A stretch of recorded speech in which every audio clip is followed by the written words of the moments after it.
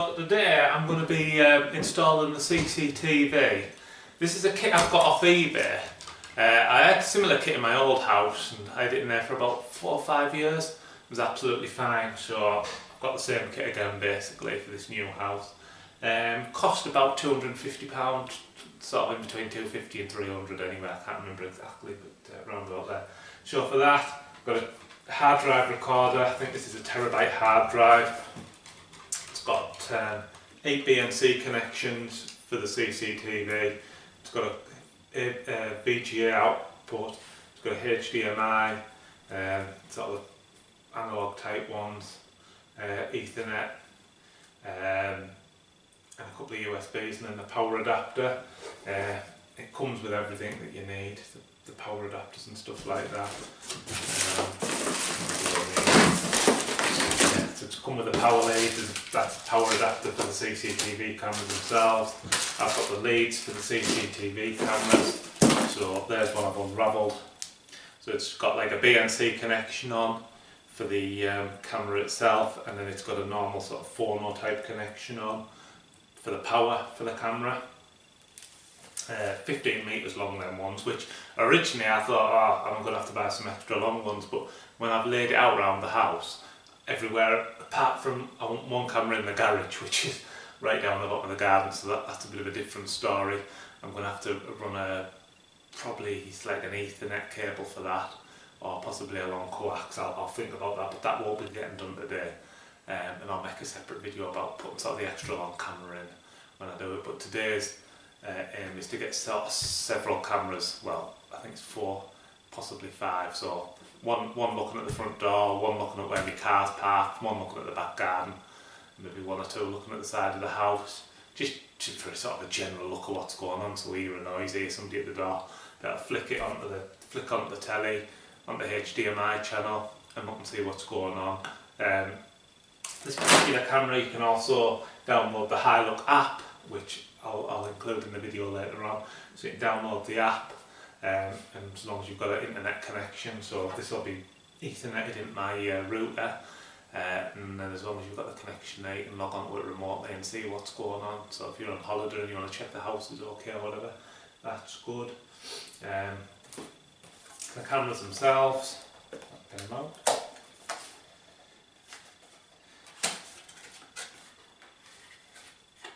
So apparently they're an IP66 rated, which is fine for outside and normal weather. They've got a 30 metre infrared sort of light difference, so 30 metre night vision, HD video output apparently, and they're a 5 MP Ultra HD. And to be fair, they do look very well made.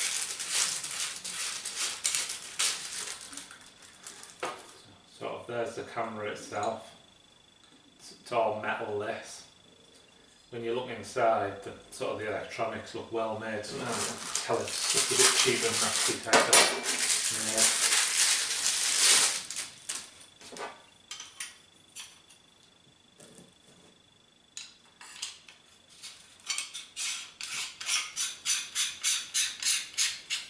And these are like a grey type coloured ones, so you can adjust them. So basically they'll be fixed to the wall outside and point them to where we want. And they've got the 2 connections, so again it's got the BNC and the power. Which way around does that go? Other way around. That's the only thing to note as well when you're putting the cables in, make sure you get them the right way around. You've got a male and female plug on these power leads, so if you put them the wrong way around you won't be able to connect it up, so definitely want to make sure with that. So you need to make sure with the, that end, sort of the male plug on the lead is going to the camera. It's as simple as that. And there we are. Probably, can you? Yeah, I would imagine you could sort of hide that connection behind the camera if you wanted. What I'm going to try and do is push them connections through in the house. Probably anyway, although yeah, I'll think about that. Or maybe sort of hide it in the cavity of the wall so it can be got to quite easily, so I just pull it out. So I suppose it probably is better in hindsight in the cavity of the wall, so if a camera goes faulty in the future, literally just pulling it off and changing it. Ideally I don't want boxes all over the outside of the house, so I think I'd try and put it in the cavity of the wall over anything else. So, you know, a 20mm drill bit, putting them both through like that, they'll easily just push in the cavity, nice and dry, hidden by the camera. Need to get in the future, take the camera off, pull it out. So that's probably how we'll go with that. So what my plan is today is I'm gonna just quite nice flexible, just looking at that there, nice flexible connection, so nice and easy twist type thing, so you pull it and twist to get it on and off. All looks well made at the end, so that's good. So the plan for today is, first job now, I'm going to get the cables in, which I won't take a couple of hours. Then what I'll do is I'll go outside, drill from the outside in, to where all my cameras are going, get the cameras up and get them weighed in, and then sort of go from there. So we're upstairs now, I'm just getting the cables under the floor. Got my trusty fibre cable rods. I'm pulling a couple of cables in at once because these two cameras, although they're going on different sides of the house, they're going on the same corner. So all I've done is lightly taped them on. It's a fairly clear run this. I've already had all the floor bolts up and I did the rewiring.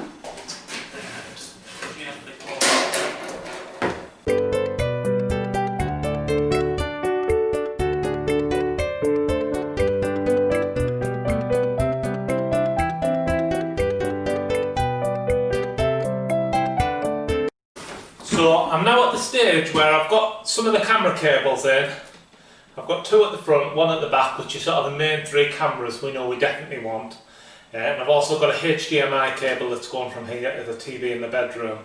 So what I'm going to do now is put them three cameras up, probably power it all up and have a look, and then just see what coverage we've got. We know we want to save a couple for sort of the garage area that are going in at a later date. But that still leaves us one sort of that can go anywhere. So we may decide we want to put another one down the side, another one near the front door, back garden, or we might just keep it as a spare if we don't think we need it.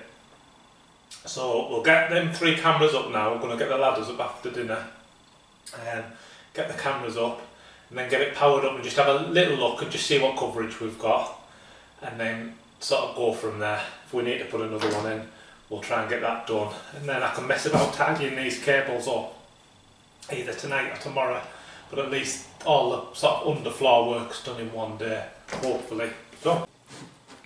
So you can see there, I'll sort of quickly show you, I've got the first camera up. This is literally just in the back room, just so we can see. What I'm going to do is get the front two ones up.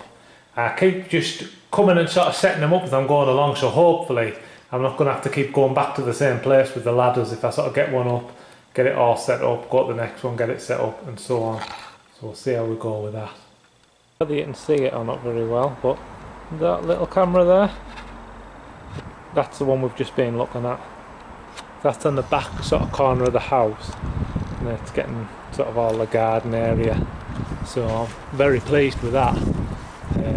Basically, if anyone was going to come up to do out with the house, they're literally going to get in here. So it's also covering me sort of store there where I've got stuff, and my garage there where I've got stuff.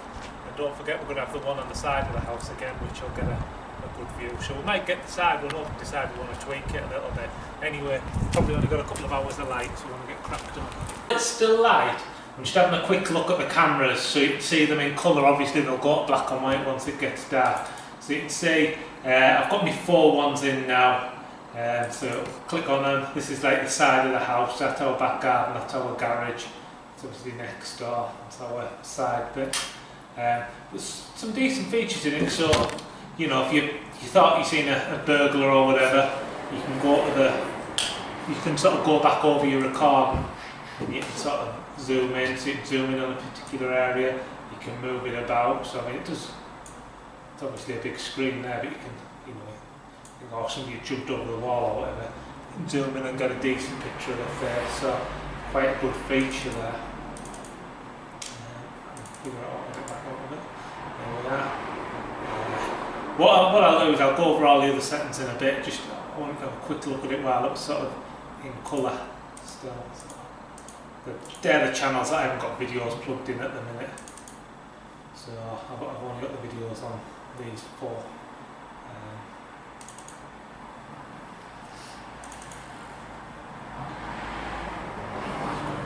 So we've got, that's like the front door one, look at the front door, covering the front of the house. We've then got one that's sort of covering, that's only access to the back of the house. So the reason we've put that one is it'll get anybody going up to the back of the house. It also gets our car quite close up because it's near enough always parked there.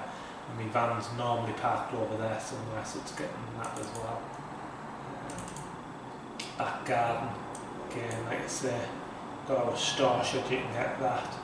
You can get our garage entrance. Rubbish is all going to go to the tip at some point before Christmas. And access to the back of the house would literally be either over that wall, which is from next door, or over that wall there, which is from that alley you could see before. So it's covering all the entrances there. So I'm quite pleased with all of that. You can put cameras in that you can move about, so if you have the type of cameras where you can move them about, you've got all the pan and tilt and all that settings there.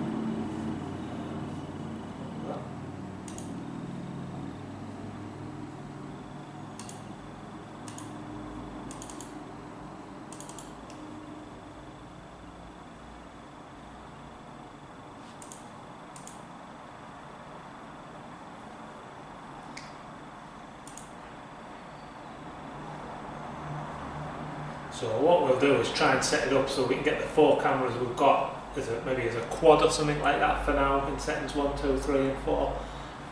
Like I say, I'm going to do that in a bit. I just wanted to show you this while it's still in colour, because once we get around to setting everything up and connecting it to the internet and downloading the app, I think by then it's going to be into night vision mode, so at least it'll give you a look at the night vision mode.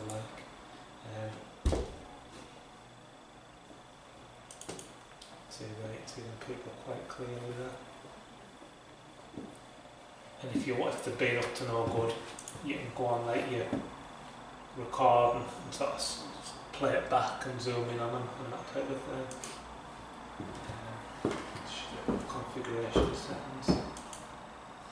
It seems to have a static IP address, but no, it can obtain it automatically, so it should hopefully, once we plug it in the Ethernet, it should set all that up, so we'll sort all that up.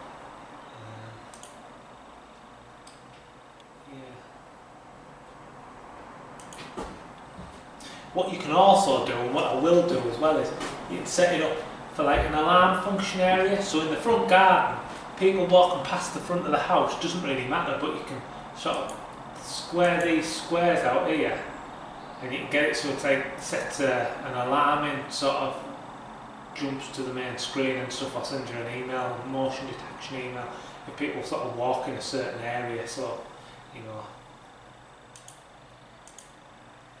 so if somebody comes in the garden area or along your wall or whatever, we'll look at all that later.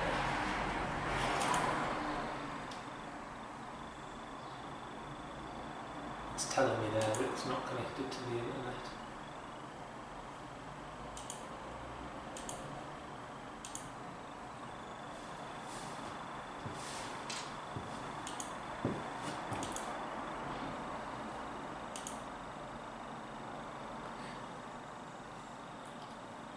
Guessing I'll just turn on the cameras I want,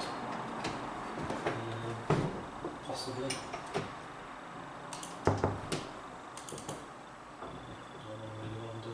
Anyway, we'll see how we get on. So just a final look there. That's the 4 cameras set up. I'll show you my phone.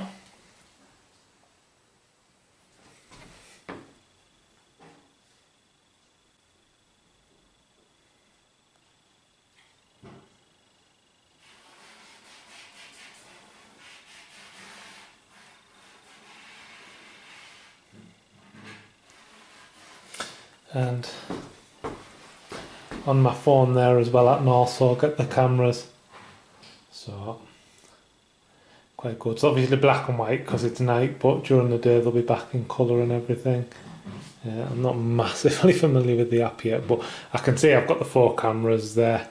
To download the cameras, basically make sure you've got your Ethernet connection, and then just follow the on-screen instructions. So if you plug it in from your, I would suggest when you initially set it up, setting it up with an internet connection, because then you can just follow it through. If you do go wrong, you can go into configuration settings, do a factory reset and start again. But basically, if you follow it all the way through, it gives you a QR code. You can scan the QR code into your phone and then it'll do it from there. So we did have a couple of sort of false starts with it. But once you follow it through, it's alright. So like I say, I've got 2 more. I've quadded it to 4 there. You can have a maximum of 8 with this recorder. But I've got another 2 cameras to go in. Like I say, looking sort of more on the garage sort of area that you can't see on any of these really at the minute. So I'll get them installed in the next couple of weeks. But all in all, for the money, it seems okay. We'll see how we get on. So I'm just going to talk about the app that goes with my digital video recorder. You can download it either from the App Store or from a QR code when you're setting up the digital video recorder. I've got it on an iPhone. So the HiLook Hikvision app, I've got the face recognition turned on mine, so I need to look at it to get it to open, although you don't need that feature turned on. Once it opens up, it brings up my 4 cameras, although it is an 8 camera input, but I'm only using 4. So I've just got to set up to look at the 4, and if I want to look at one in more detail, I can double click it, it'll bring it up in more detail. That's sort of the basic details, so I can zoom in and move it about if I want to look at anything. If I want a little bit better quality image, I can click on that and go into HD mode, and it does bring it up a little bit sharper, so sharper edges and stuff, so makes a little bit of difference there. Some menus up there, so I can play back, I can share the cameras with somebody else, and there's some basic settings. I can make a favourites page. Just show you back at the beginning. So this is the original screen, and what I did at this screen when I first got it, I went up to the settings and stuff, so you've got the settings page up there. You've got all your sort of settings and camera enable, reset, all that type of thing down there. So this is the original home screen before I sort of set it up properly, and the way I got it so it brought the cameras up rather than just going into the menu when I first logged on was I clicked on the more button down the bottom right there, I went into settings, and there's a resume last live view. I just selected that, that brought that up. There's various other settings in there, like the QR codes and what have you. You've got your sharing centre there, back to the home screen. If I wanted to add devices, I can do the add devices. You've got your manual add-in, favourites, another sharing sort of place, and a QR code scanning, so you can get the QR scanner up and scan that on your hard drive. So like I say, it's pretty straightforward. You know, you can easily work it out yourself. So the app seems good, and we'll have a look at the recorder. So I've just logged in there. This is sort of from the main digital video recorder. So this is from the HiLook recorder, the basic screen. So I can see all my cameras. There's a quad. I can click on them individually to zoom in on different areas. Quickly go through the menu. So there's the camera menu. I've got the playback menu, which is a little bit more detailed from sort of when I was looking on the phone, because you can go to specific dates on here. So obviously I've got no history in it, but if I'd been recording for several days, I could go back. So you can see it's got like Saturday, and Sunday highlighted. But in a couple of weeks' time, it should have more information on, so that's fine. I'll unselect that.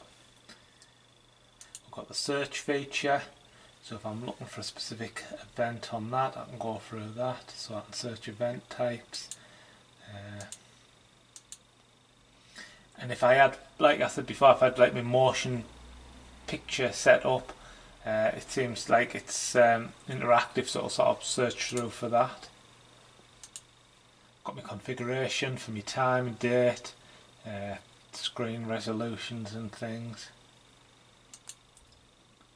basic information about the cameras.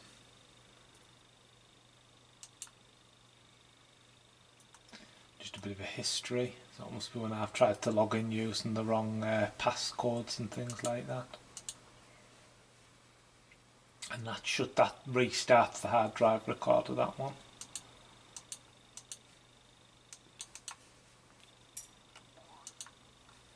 So just for security, I've just blanked out the QR codes, but I've gone into the settings page, I've gone into network, I've gone into HiLook Hikvision. So this is how you would set up sort of the app access. So you need to make sure you're online. You would do that by plugging your Ethernet cable into your router. You've got 2 QR codes there.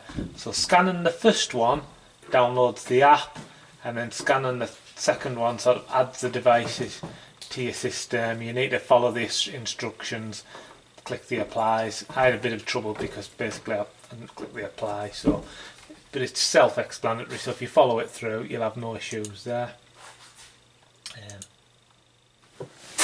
I'm back out of so I've come back out of the settings. So like I say, we've got the camera details, got the playback, got the honey, come and have a look, got the general, come on honey, got the general sort of time and video file type setup, configuration.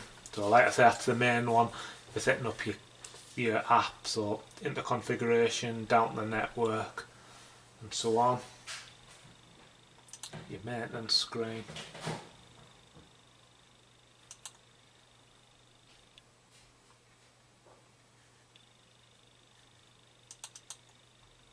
So that was that. Thanks for watching. I'll go back to my quad view. Thanks for watching, and we'll hopefully see how it gets on.